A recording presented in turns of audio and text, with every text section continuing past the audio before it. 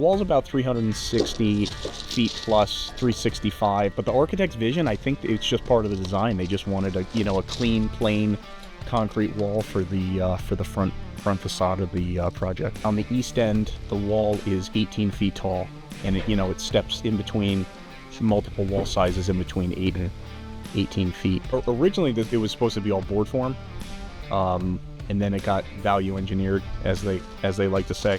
The house actually doesn't sit over it, the house sits back. The architect was all right with the aluminum form finish, but a majority of it above grade. So we ended up going with the fiberglass ties just to mitigate any potential rust issues, because it is going to be exposed. 2,600 ties on this wall. Steel ties are 3750. The fiberglass ties are rated at 3,000. Safe working load. Our forms are 612 hole patterns, so we have tie slots at every 12 inches. We put a tie in every hole. The fiberglass ties, as opposed to the steel ties, they're a little different. They're smaller profile, which is nice. Performance-wise, they were fine. We poured in lifts just because of the height of the wall.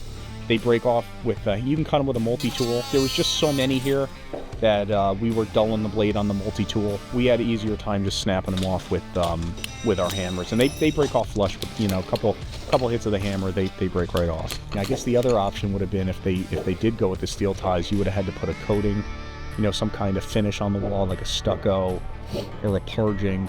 And that wasn't really part of the architect's look. You can't really see them at all. They do complement just the look of the wall. They blend right in. They're great though. I'd use them again. Very, anything Steel Dog makes, is gonna be top, top notch. We've used their products for years, and they do a really nice job with anything.